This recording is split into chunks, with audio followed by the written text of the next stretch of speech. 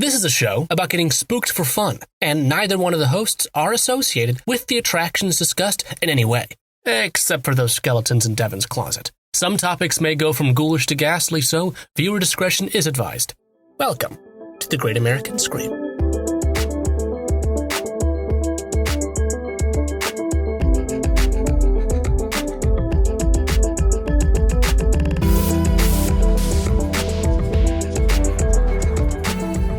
I'm so happy that I'm here on this day to christen you a gamer. Welcome to Gamer. Sure, I guess. I feel like I mostly, I have like two criteria for any video game that I will ever play. If it doesn't fit these two, then I'm probably not going to play it. Not definitely, but probably. One, it has to have intense character creation. I have to be able to design the very atoms. A freaky little man. Yeah. And two, you have to be able to be gay.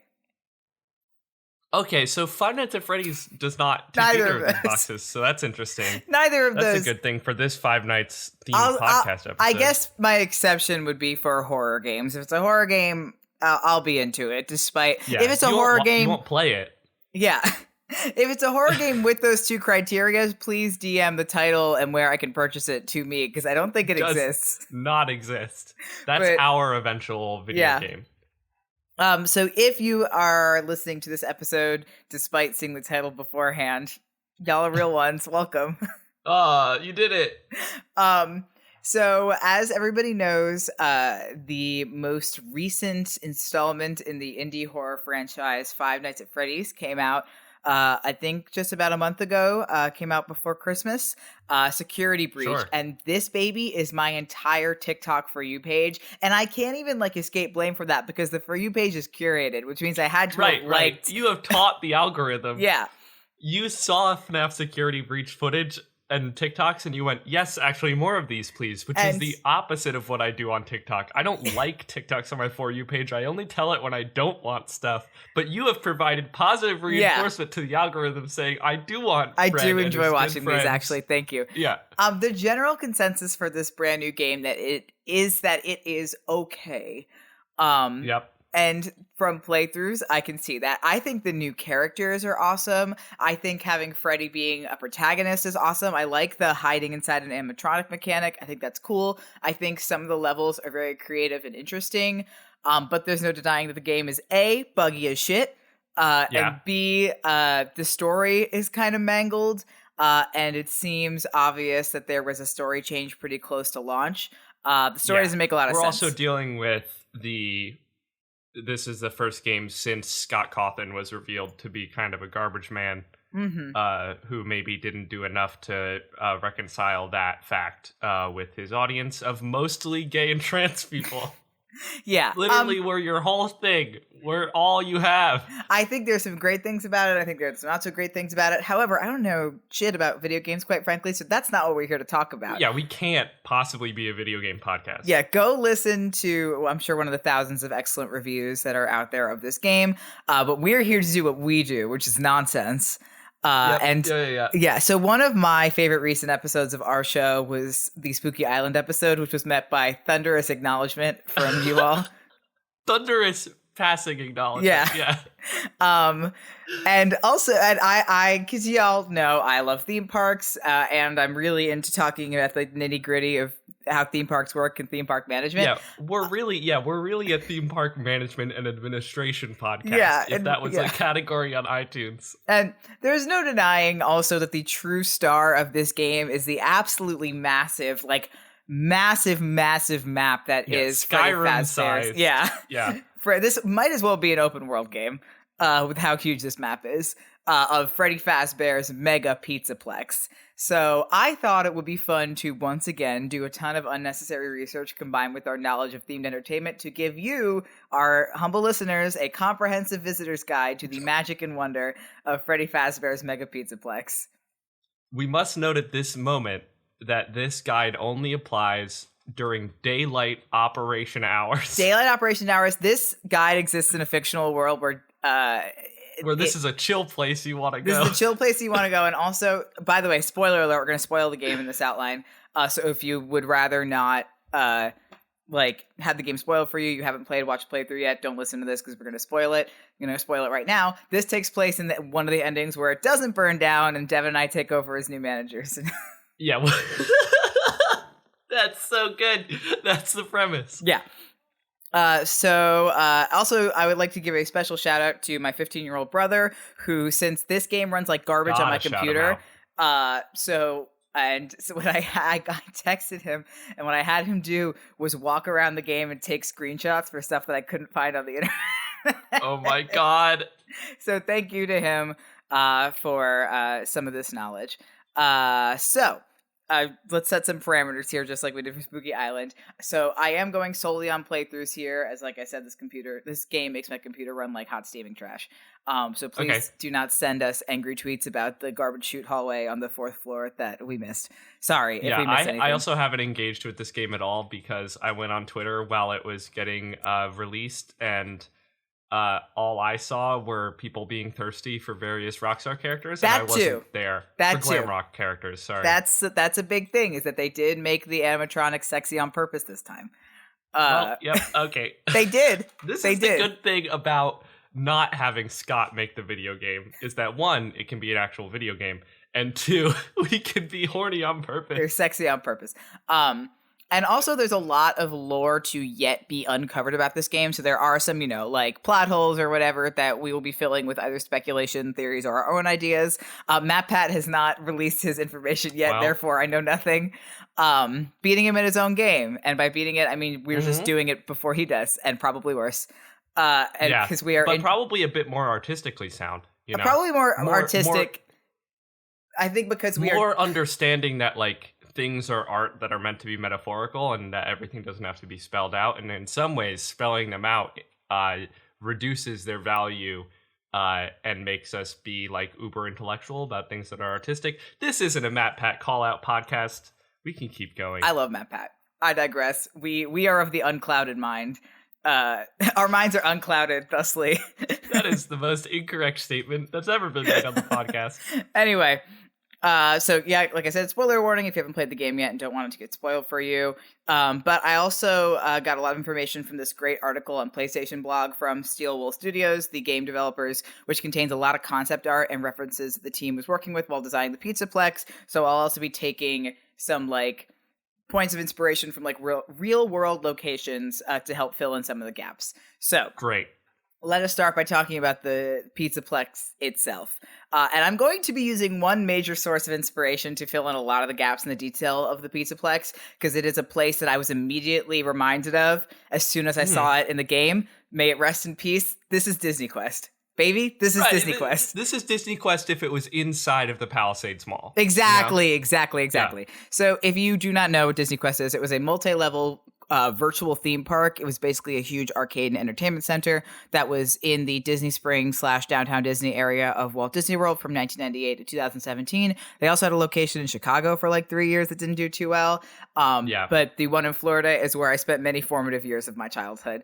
It's like if Dave and Buster's was for kids and also was kind of Chuck E. Cheese, but Disney. Yeah. And also was just like... I don't know how to describe. I had a birthday party. Go watch the Defunct Land. Go watch the Defunct Land at Disney Quest. I had my birthday party in 5th grade at Disney Quest. Of course you did. I love that place. So there's not a lot of hints as to how the Pizzaplex came to be in the grand scheme of the game lore. It just kind of is there. We do seem to know that the game takes place last in the timeline, or so the internet tells me, with most people saying it takes place in 2023 or later due to reasons that I do not understand, but that seems to be the consensus. Yeah, I don't know how the timeline is going to work out as somebody who knows too much about this game franchise, because Fazbear Frights, which is FNAF 3, is meant to be like close to modern day because it's supposed to be like 20 years after the closure of the original Fazbears, but now we have Fazbears existing as an actual franchise, so it's almost like there's a company that rebooted, like decided, hey, this thing that's linked to multiple child murders and stuff, and that's why it went out of business, let's kind of revamp that. Well, yeah, because that's what I'm thinking, because people have been saying that this should be close to when FNAF 3 takes place, but it must be after the ending of FNAF 3 because, and we see one of the endings, spoiler alert, we find old Peepaw Willie Afton once again, who is burnt to a crisp this time around, because he's now survived, 2 fires? Because you burn down Fazbear Frights, and you burn down the one in the Pizzeria Simulator. Right, which I would argue, like, canonically, he has to die in Pizzeria Simulator because there's a whole artistic thing going on of we're sending him to hell. But, but he's in this one. The ride never ends. His design is really good in this game, though. He looks really scary, which is nice. But which is also interesting that you bring that up. That if Fazbear Frights, that means that Fazbear Frights exists while the Fazbear Corporation also still exists and somehow existed without a copyright, without Fazbear Entertainment. We seem to confirm that Fazbear Frights was happening after Fazbear went defunct. Yeah, exactly. Fazbear but Frights it's was not then now. Reviving. Right, but I think Fazbear Frights was meant to be in 2017. Okay. So we're we go through the post-ironic love of Freddy Fazbear in the fiction of Freddy Fazbear, and then they're like, let's make a Disney Quest about it. Yeah, I like the idea that if Fazbear Entertainment went out of business and then somebody bought it and then built the Pizzaplex, I guess that would make the most sense. How many times do we have to teach you this lesson, old man? That's a good joke. I like that. Okay, yeah. So at least with it taking place in the modern day, we at least have somewhat of an explanation for how advanced these animatronics are. But let me start saying right now, we're not going to try to explain how those animatronics would work in real life because they would not. The technology is not there yet. It'll be cool when it is, but nothing even close to that exists right now. The closest thing even remotely possible was this new animatronic they debuted at IAPA this year that can respond to people that are talking to it with pre-programmed dialogue based on word association, but that thing can't even walk yet. So yeah, and also not only is this a cool fantasy world, whatever, but one, in the 80s they seemed to have animatronics that could also function as walk-around suits, which that's almost impossible. And also they have discs that are mind control things that can make kids see certain things, and also some of them are imbued with the souls of dead children in an actual functional thing called Remnant. We can't go into that. All right, got it? Good. Great. Well, we were talking about Disney Quest. So I feel like the size, at first I thought that the size of the Pizzaplex would be comparable to Disney Quest, although I looked it up and turns out Disney Quest was only about 100,000 square feet. Must have been bigger to my 10-year-old brain. Honestly, the Pizzaplex seems much bigger. It almost seems like a mall in size. Yeah. So I'm going to guess that it's somewhere around 400,000 square feet. Of places accessible by guests, because as we see in the game, there's a ton of locations that are not accessible by guests, or at least day guests and stuff. And according to the map, there are there's 4 levels, although not all of them are full floors. Accessible by guests. I could not find any reports on what Disney Quest's annual revenue was or what it cost to build, because I was really curious about how much money the Pizzaplex would have to make to stay in business, because that place looks expensive. Oh, yeah. In terms of operation, absolutely. Yeah. You have to figure, cost-wise, it had to cost, anywhere in the, 10 to 15 million dollars. Which is, if you think about a big roller coaster costs 10 to 12 million dollars. Yeah, and if somebody else bought Fazbear Entertainment and built this, it's where did they get the money to build this Pizzaplex? Fazbear Entertainment had no money. It can't be the same Fazbear Entertainment. It has to be somebody who just bought up the IP and then went, this is a thing that was in my childhood. I guess, maybe a bigger entertainment company bought Fazbear Entertainment. So it's now under an umbrella of a bigger entertainment company. Interesting. And also, so while my guess is that, it is impressive on the inside, which would bring in some revenue, but I can only assume that this is the only thing to do in this area, which makes sense for a lot of suburban areas. Right. It has to operate as a regional theme park, almost like a Great Wolf Lodge. Yeah. Or a Mohegan Sun. Like, it has to kind of be that level. There has to be like a resort somewhere, like a hotel somewhere attached. Yeah. Like, so you could have people who are visiting.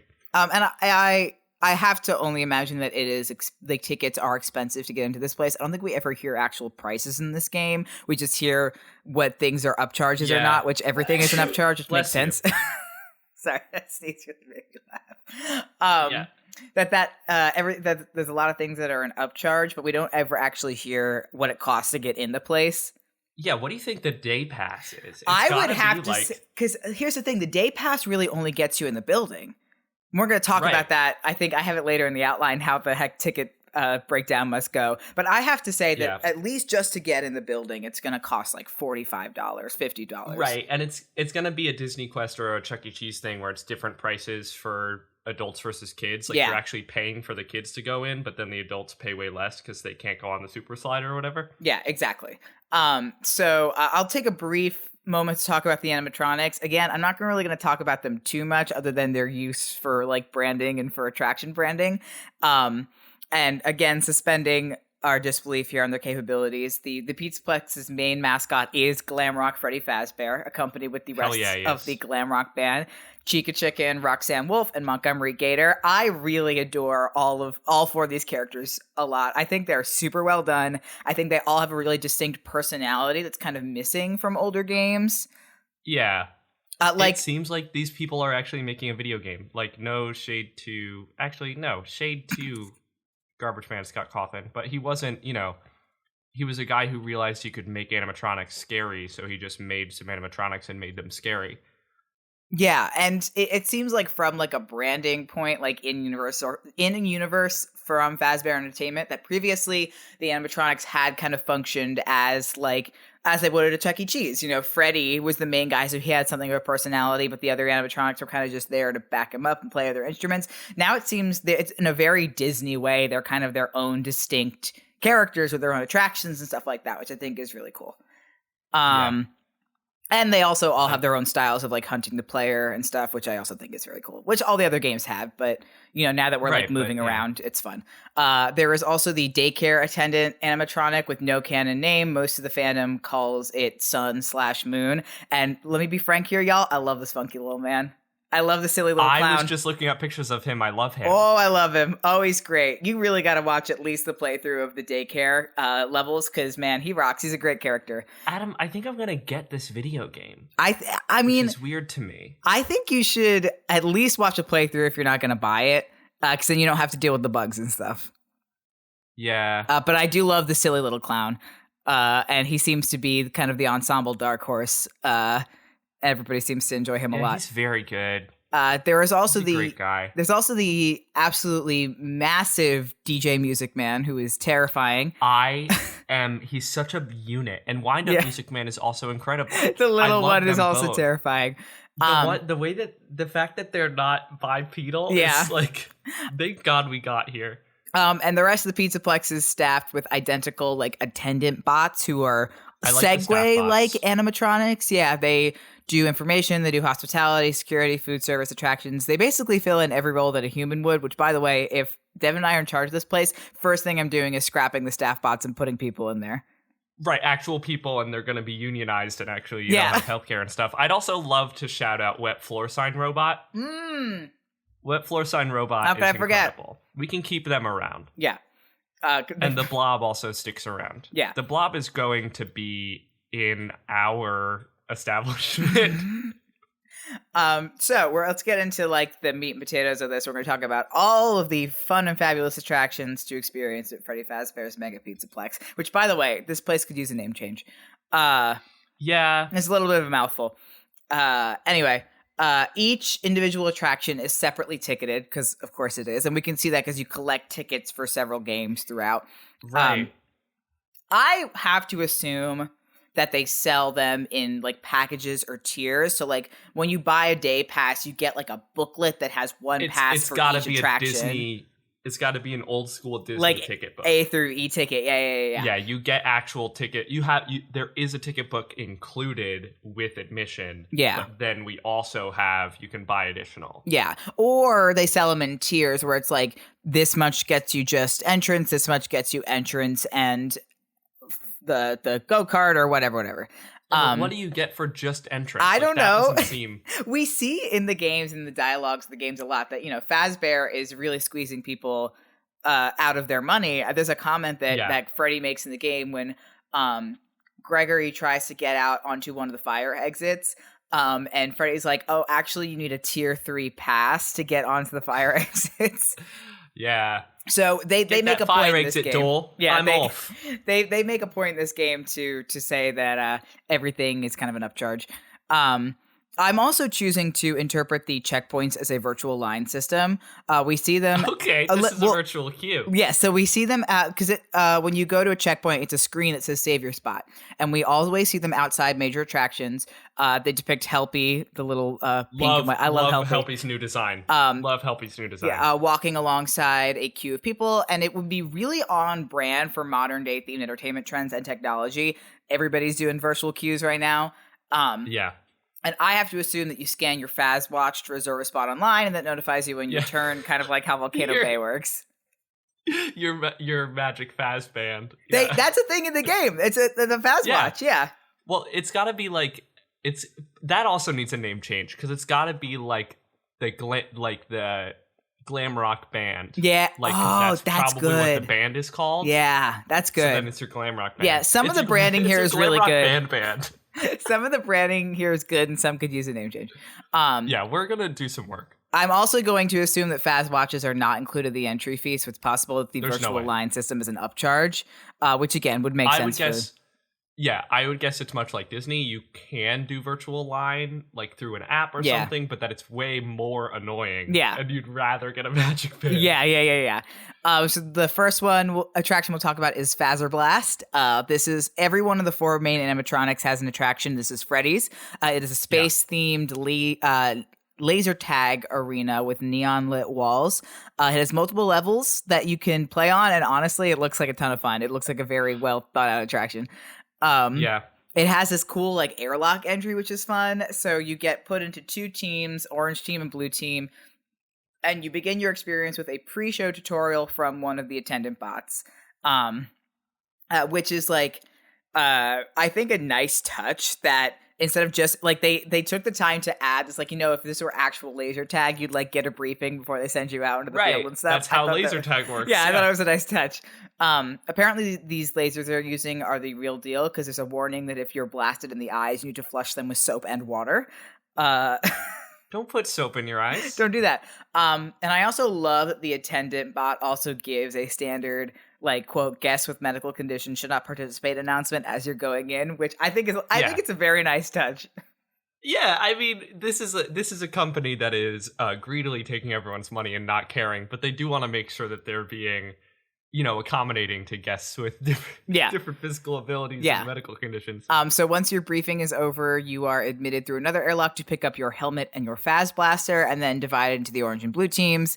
And then an elevator then lets you out onto the course, which is supposed to be a hostile alien planet that is staffed with attendant bots that are supposed to be the enemy aliens and stuff. Space. I love that we're in space too. Space now. It seems that the arena is equipped for like a variety of games. Like, I don't know, usually when you go to laser tag, they don't just offer normal laser tag. There's also like capture the flag and stuff like that, which is the one you're playing in this game. The team that collects all 3 flags from the other side first wins, and then proceeds to the winner's elevator, returns their blaster and helmet, and picks up a trophy in the Superstar Lounge. Honestly, I would make no changes to this attraction. Yeah, no, I'm with you. Yeah. So this one we're good. We can sign off on. This one is staying. I might change the name Fazzer Blast, but it's kind of cute. Fazzer Blast is weird. I also Fazz Blaster makes me uncomfortable. Yeah, I would. Yeah, I think we need to. It could just be called the Bear Blaster, which also not great, but Yeah, we'll put it on the whiteboard.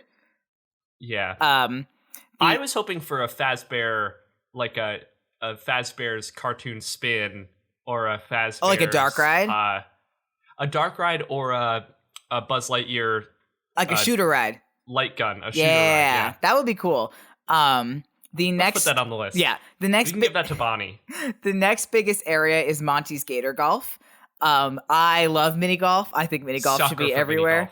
Yeah. And so Monty's whole area, he's got this whole jungle-themed area with a lot of different amenities. There is a snack bar called Monty's Gator Grub. I think that branding's cute. Let's keep it. Very cute. It's got a gift shop. It's got the ticket booth where I assume you pick up your mini golf stuff. Adam, this podcast is you coming to me, your business partner, after having just gone on the scouting trip to like look at this place we've just purchased. Yeah. So you're saying like Monty's Gator Grub, it's good theming, like I like it, let's keep it. No discussion, let's move on. And I'm like, okay, yep, I could build this in Planet Coaster. You could build this in Planet Coaster, that's true. Okay, so there's also this overhead, like flying, like Peter Pan's flight style attraction that we never get the name of or what it quite does. It serves you in the final boss battle against Monty. But you ride in these like gators that are like flying through the sky, and there's also these stationary points where you can shoot like plastic balls from ball pits at targets and presumably at the cars that are flying by. A little unsafe, but probably not that bad. It kind of reminds me. What? I was gonna say we kind of switch this to a different character. Like we separate this. If Monty has mini golf is his thing. Okay. We take this shooter ride to be somebody else. But it's in the jungle area. Let's give him a friend. Oh, new character. Banjo-Kazooie type. Oh, yeah. Okay. Like he's the ground one, and then he's got a little like bird that he has. Oh, like the birds messing with him. Like the birds that have a symbiotic relationship with alligators that sit on their back. Boom, done. We're signed. so Let's smart. Anyway, what was I talking about? Oh yeah. I don't think this attraction ever gets a name, but I assume it's just kind of a ride that you go through and you can like shoot plastic balls at the other cars, which is fun. But I imagine would cause a mess. So I would maybe change that a little bit. The main attraction is Gator Golf, which is a 9-hole mini golf course. Originally, it was supposed to be 18, but only 9 actually made it into the game. Nobody wants to play 18 holes. I was thinking that too, because people were golf. complaining that it wasn't the full 18 holes, because you can play Gator Golf in the game as a mini game. Yeah. So people were complaining that not all 18 holes made it in. But honestly, for an attraction like this, I think 9 holes is good. No. For a video game, I want 18 holes. But for our venture together, we don't need 18 holes. And what I would change is that it's cool for the game, but not for our venture, is that each one of the holes is themed around different characters and games of the past. Like the second hole, you're playing in the pizzeria from the first game and stuff, which is cool when you're playing the video game. I would change it for our attraction, though. Yeah, no, we need some more cohesive Keep it as the jungle. Keep it as the jungle throughout. There's no Freddy Fazbear's establishment in the jungle. That doesn't make any thematic sense. What's also funny is that instead of water traps on like the sides, because there are some like Mountain Dew Baja Blast traps. There are some bridges and stuff that go over, and the water, instead of it being water underneath, it's filled with like ball pit balls, which I think is even harder, because if you hit that golf ball into the ball pit ball, that golf ball's gone forever. It's gone. And also there are people shooting the same balls up from above and they're falling into the golf course. Oh, well, I guess that's true, that maybe that helps with cleanup, because when the plastic balls fall, they just fall into the... Okay, maybe this is smarter than I thought it was. It also will stop people from throwing coins into open bodies of water, which is something people do at every theme park, no matter what. Time. Yeah. If there is open water, people will throw coins into it. I think this is a pretty darn cool area. Very little notes. I would change a couple of theming things, but other than that, and the final level of this is interesting. The final level of Monty Golf features a stage with Monty, Chica, and Roxy on the stage, with Freddy having been thrown in the dumpster. Okay. Yep. And this also brings me to the fact that we see other of the 4 main animatronics around the Pizzaplex, but none with the like AI of the main performers. So I assume they also have these normal animatronics just meant for like decoration and stuff. Which I think it's insane that they only have 1 copy of these advanced animatronics, but it makes sense. So we'll talk more about that later when I get into character branding. I mean, how many versions of the articulated Mickey animatronic or walk around suit from the most incredible experience ever at a theme park ever, the one in the magician's Talking dressing Mickey, room? Yeah, like how many, Not a lot. They probably only had one of those. But they had it, yeah. So anyhow, the Gator Golf area also has a golf ball theme spinning flat ride. It appears to be a reskinned Gravity Vortex, which first appeared in Pizzeria Simulator. So I love that this Monty area has the mini golf, and it has 2 rides that are smaller rides, but they're rides. Yeah, this is like an actual land, which I appreciate. The next attraction is Chica's... This is our frontier land. Yes, exactly. This is Frontierland. Okay, let's keep going. The next attraction is Chica's Mazercise. We don't really get too good of a look at it in the game, but we know her attraction is called Mazercise, Chica's Delicious Path to Fitness. It seems to be Chica's like the both fitness and food icon of the establishment. Yeah. The attraction encouraging kids to work off the junk food they've been eating at the Pizzaplex, which I guess, but I think that branding is too confusing for children. Pick one for Chica. It's a lot. I think Chica, Chica's been the let's eat. Yeah. Like for a long time. Like she's had that bib and she has the cupcake. So I think turning her into an exercise thing in this new we are being horny time makes a lot of sense. Yeah, I think you got to pick one. And I think as a video game thing, calling it Mazercise because you wanted the joke on Mousercise. Oh, interesting. Like that's what you wanted, I think is hilarious. And to have a maze be your exercise, hilarious. Yeah. I think that's good. I think a maze is a cute idea. I just don't know if it's Chica's. I think if you're going to pick one for Chica, if you're going to go with food, there should be like a little like 30-minute like baking or cooking class. Like kids make their own pizzas. That's very cute. Yeah. And that's an upcharge that parents will actually think is worth paying up for because you get to eat like there's food at the end.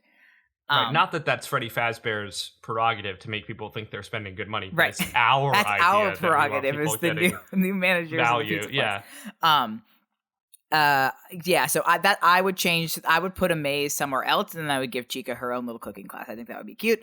I think the character to give a maze to is Mangle. Next, you know what? No, you know what I would do for Mangle? You never went to Disney Quest, right? No. Okay. At Disney Quest, they used to have this screen, this like interactive thing where it was like Sid's room, and you could take different parts of different toys and combine a toy like Sid did, and then they would make it for you. Like so, you would get the toy that you made. I would do that for Mangle. That would be good for Mangle, or for Endo, or not Endo. Ennard. Yeah. Okay. Yeah. Anyway, next is Roxy's Raceway, which is by far, I think, the biggest room of the Pizzaplex. Roxy's Raceway is gotta be indoor go-kart track. Again, reminds me of the one at the Palisades Ball. It is Western themed. It's the area is lit with neon purple lights, which I think aesthetically are cool, but probably don't look very good. I'm thinking like if we're taking this in a cyberpunk cowboy direction, okay, I'm very in. Yeah. I think it should look like new Test Track, but cyberpunky. Okay, I was thinking it should look like Big Thunder Mountain Railroad, but cyberpunk. Oh. I think we can combine both those ideas. Okay.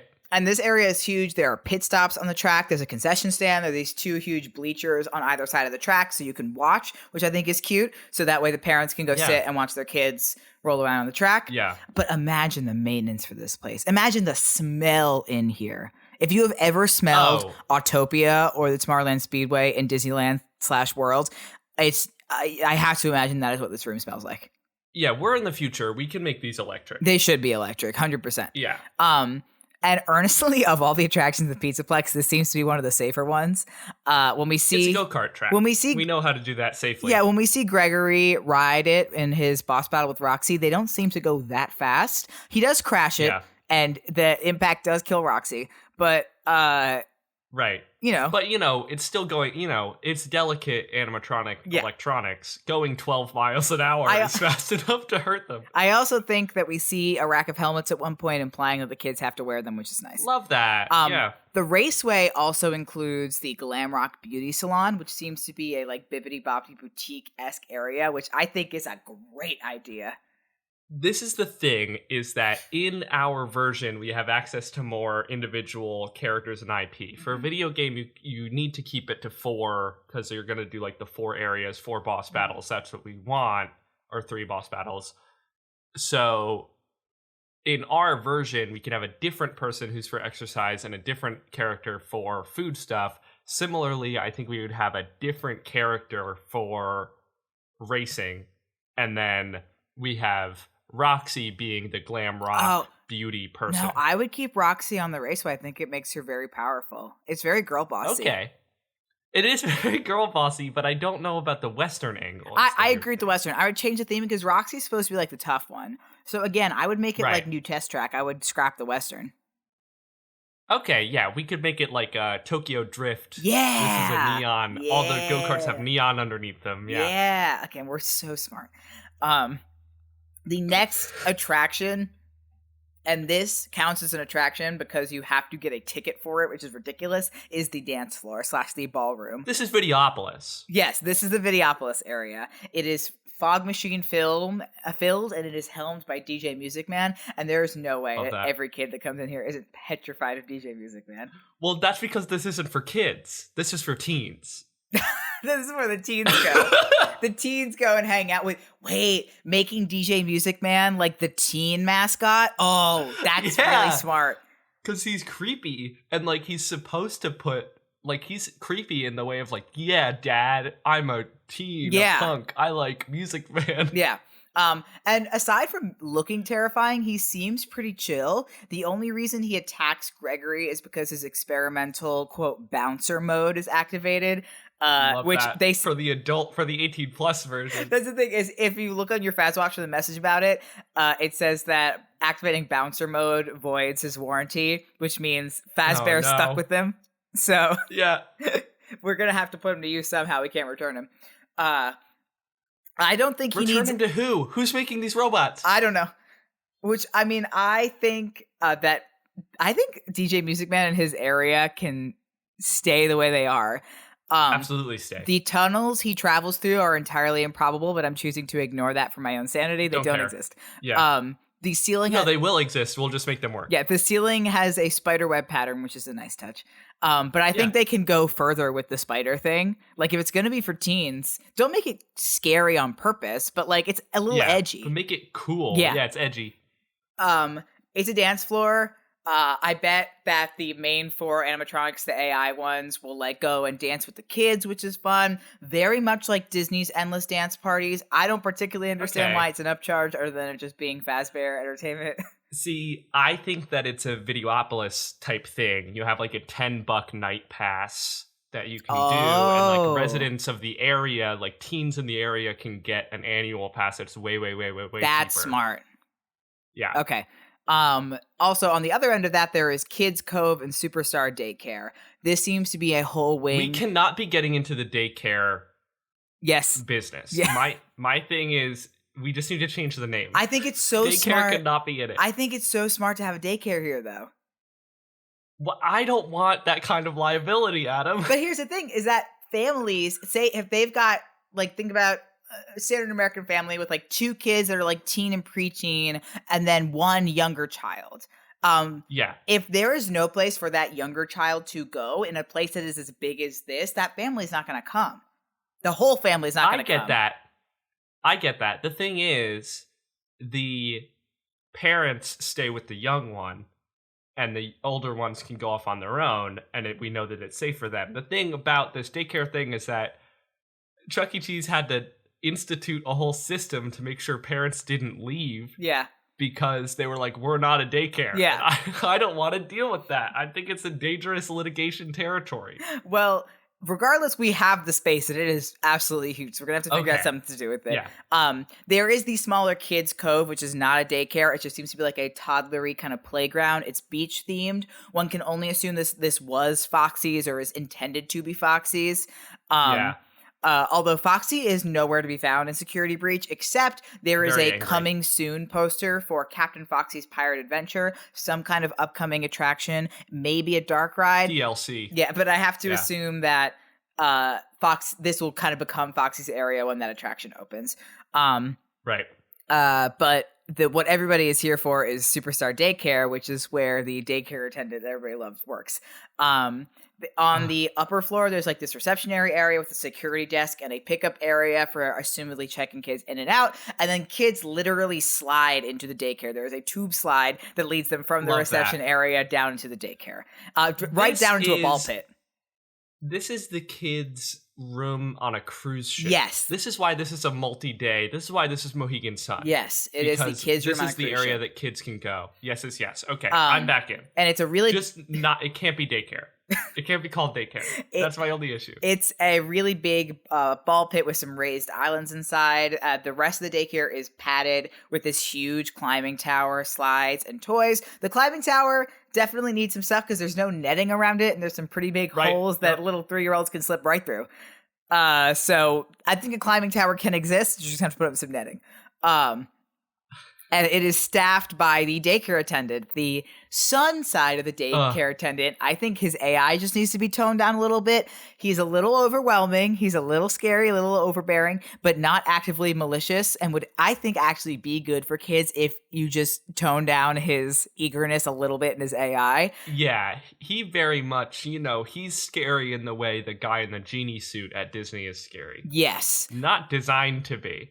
I think they just need to chill him out and maybe resculpt his face. But from his dialogue, we can say that some of the attractions or some of the activities in the daycare include puppet shows, finger painting, crafts, and they're very adamant about cleaning, making sure they clean up after all their activities, which I think is great. The daycare attendant, if a little frightening, and generally seems pretty solid about not letting kids run off, which is good. I also think we give him a team of friends who are humans. Yes, I think that this daycare should not be staffed by one robot. By a robot. Yeah, one singular robot. There should be some adult humans in here.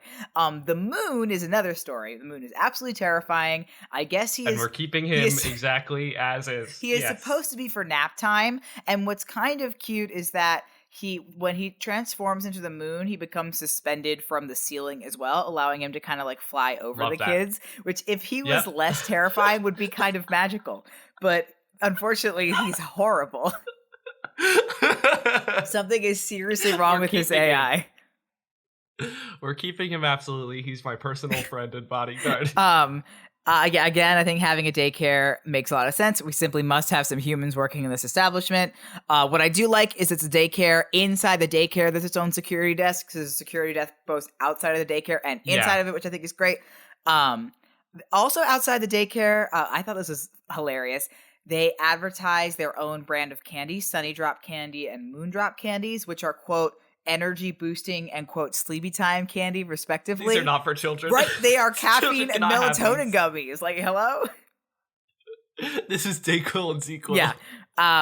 What I also think about interesting is that the Sun and the Moon animatronic, while having the ability to switch between sun and moon, also seems to be a bit less advanced in terms of articulation. His face is not articulated, which I think is kind of a problem because that makes him scarier, that his face doesn't move, but he talks still. Yeah, I think we need a mouth move. And we need an eye move. He needs pupils is what he needs. Pupils would fix 80% of his problems.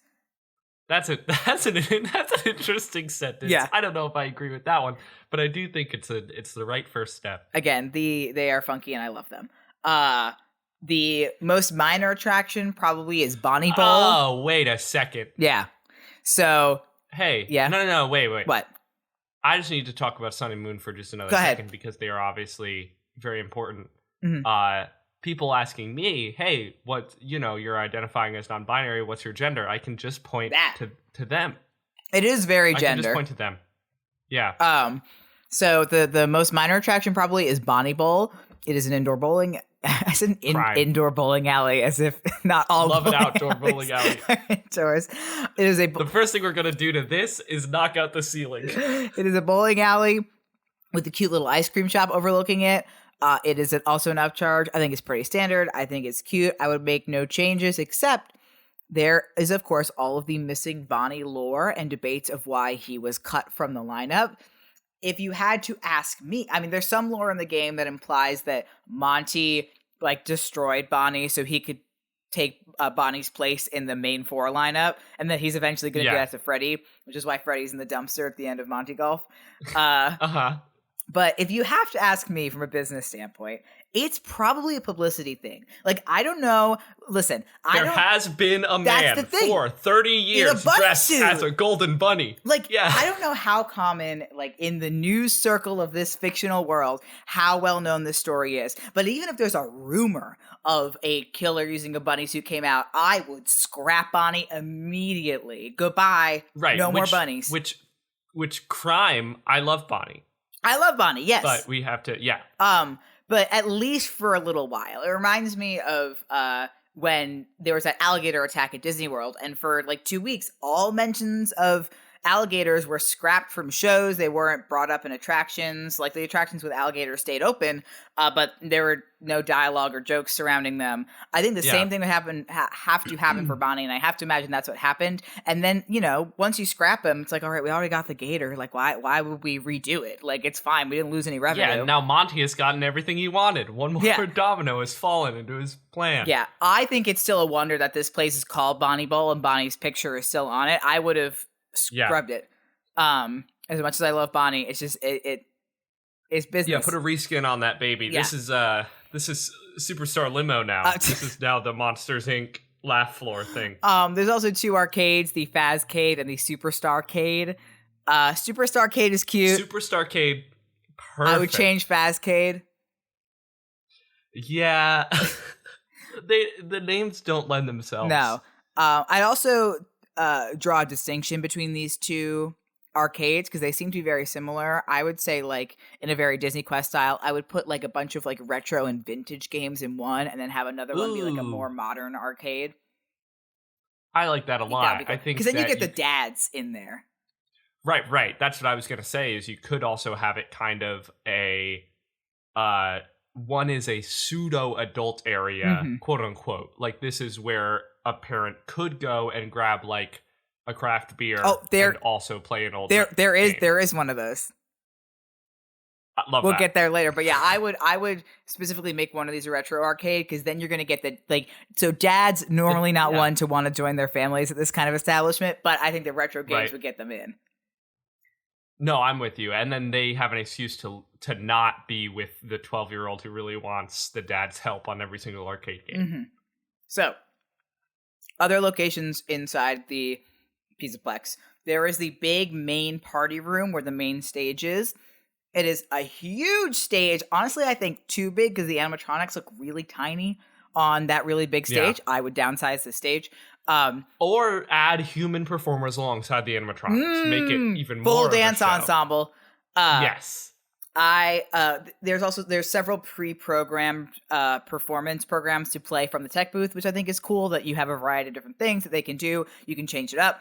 The whole show program is pretty sick. There's lasers, there's fogs, there's screens behind the stage, which I think is great. I would totally do like a camera so that we can have camera on the animatronics and then it could like pan to the audience. We could do some animatronic audience interaction. Somebody with a microphone comes to the kid. The animatronic talks to the kids. Magical time. Everybody wants to come back to my establishment. Very Ellen Stardust Diner. Yes. There's actually... We're putting all the employees on roller skates if they're in the party room. Oh, yeah.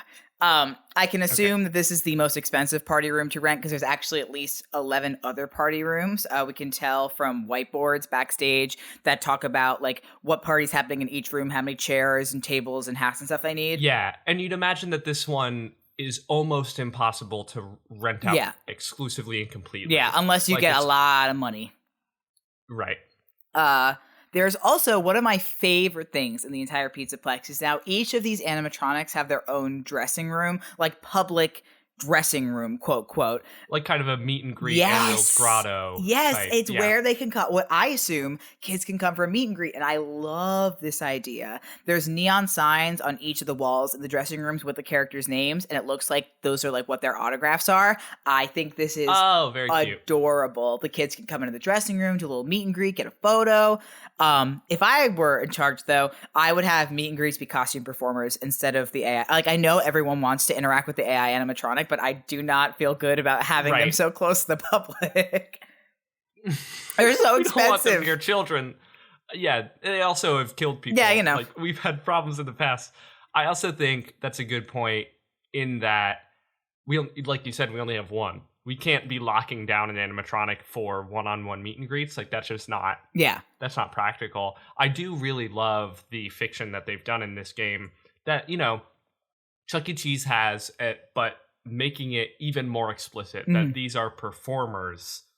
Like that, the characters are... Glamrock Freddy is a guy on the stage, but he's also a guy whose job it is to go on stage. So he has a dressing room. Yeah. Like, that's just really, really yeah, I think it's super cute. And also the place is so big, there's no way they can get away with just having singular, like there's got to be a Roxy in the Raceway and then also a Roxy in her dressing room. If you want to keep up operations in the way that I assume they do, we'd have costume performers all up in this joint. Yeah, and I do get the, you don't want to see two at once. Yeah. Like we don't have a Roxy in the boutique all the time. Right. If there's a Roxy in the boutique, it's because she's left the go-karts. Yes, exactly. For like a thing. Yeah. I would be really good at coordinating entertainment in this place. And there's also the Fazz Pad, which again, I would change the name.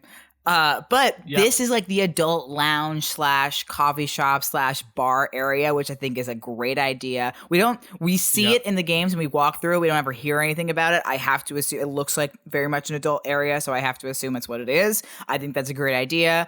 Give the adults a place to go while the kids are doing whatever to, again, grab a coffee, grab a beer, whatever it is they would like to do. I think also in this room at one point, there's like a staff bot that like does comedy, which I love that. But I wouldn't make it a staff bot. I would make a new animatronic in there that does comedy. Or just a guy. Or just a guy, yeah. Or it could just be a guy. I also, where is it situated in terms of the Fazz Pad is on so there's the ground level and there's what's called the first level, which is up the escalator. It's like the first thing on your either left or your right when you come up the escalator.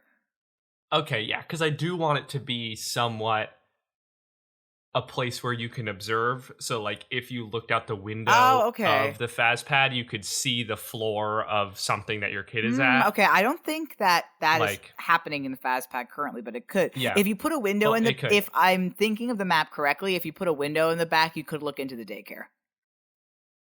That's lovely. Yeah. That's exactly what we do. There's also... All right, so we'll get a contractor on that. I know a guy for glass, so... There's also 2 different gift shops, Glamrock Gifts and Lucky Stars Gift Shop. I don't know... That one changes the name. That one we're changing the name. From Lucky Stars, something Gift else? Shop is nothing. Okay. Yeah. I don't know what that name's doing, Adam. I don't know what it's doing. I don't know if there's a difference between the 2 gift shops, but I would probably sell the same stuff in both, just have 2 accessible so one doesn't get too overcrowded. There is merch that includes keychains, shirts, plushies, character masks, balloons, character ice cream, like the SpongeBob ice cream, which I think is really cute. Very cute. Magnets, pinatas. You can get the Fazz watch. You can get the Fazz cam. What's funny about the Fazz cam is that you can only buy the Fazz cam in Monty Golf, but that's also the only place where Fazz cams aren't allowed, allowing security to confiscate the Fazz cam as soon as you buy them. Again, I would change that. Yeah, that's a little bit weird. For operations, that seems like a hiccup that if we had human employees with a whole, structure of HR, this would have been brought up earlier. Yeah, exactly. I think the gift shops are probably fine the way they are. The only thing is that I would add a gift shop at the exit. Right, yeah. Yeah, or at least a stand or something. And then also there's a couple of other food places that we pass by. I assume that there's sort of like a food courty kind of area, which I think is good. There's a place to get pizza. There's El Chips, which is a place to get like tacos and stuff. There's the ice cream place. The only problem there is he was indicted for embezzlement a few years back, so we might want to shift the El Chip branding. And that's, I think, all of the areas accessible by guests. The only thing I want to mention about the backstage area is that it seems the original intention from the game devs was to make it very Disney-esque. We can see in the files that are still in the game, but didn't kind of make it into the story, that there are supposed to be tunnels connecting every attraction in the basement, which is again very Disney-esque. Right, so you don't have a El Chip walking through Tomorrowland. I mean, Glamrocks. But the thing that made me make that connection wasn't even finding that out, is that when people were walking through the underground tunnels and the hallways were different colors. And I realized it's just like the Magic Kingdom tunnels, where they're colored based on the area you're in. There was a green and purple area that I can only assume is where under Monty Golf. There was an orange area that I assume is under Freddy's thing. So I think just finish those out and you have a very easy way for people to get around, which is nice. Yeah, and you'd imagine, especially if this is in a larger mall complex, like a Palisades type, where it's absolutely enormous, that would actually be super doable. Yeah. Like if it's taking up floor, 5 to 9 in this complex, that level 4 could be your tunnels pretty easily. Yeah. So I guess what I'm saying in general is, I guess look out for this in the next 15 years when we finally this finish. This is our thing. This is what we're doing. Renovations. I think we could make bank on this. I'm glad we found an exit strategy from the podcast, is what I'm excited about. Yeah, this is the bridge. This is our exit. Yeah, this is our bridge out to Total Fortune and theme park administration. Yeah. Well, hey, thank you for listening to this episode. This is our big 8-0. 8-0. We're in the 80s now. Celebration. What a way to kick off the 80s with something inspired by the 80s. Yes. Thank you so much for listening to this episode. If you enjoyed, please leave a rate and review on iTunes or a rate on Spotify, because we do that now. But the best way to spread the word about the show is to tell a friend, so please do that. Adam, can you pimp our social medias? Yes, you can check us out on Twitter and Instagram at Great Scream Pod. You can also now check us out on TikTok, also at Great Scream Pod. We're going to be posting some cool stuff on there. And Hooray. Sorry, I forgot the second part of what I say stuff to that. Please, you can always tweet at us or post using the hashtag TGAS. Please let us know what you would add to Freddy Fazbear's Mega Pizzaplex. And also if you have a better idea for a name change for the Pizzaplex. The name of it, yeah. Again, you can tweet at us or post using the hashtag TGAS. And as always, if there is something you would like to hear about on the show, tweet at us or make a post, because your suggestion may become the topic for a future episode. Yeah, special thank you goes out to Michael Segudo for doing the intro disclaimer, as well as Stevie Viola, who does the intro and outro music.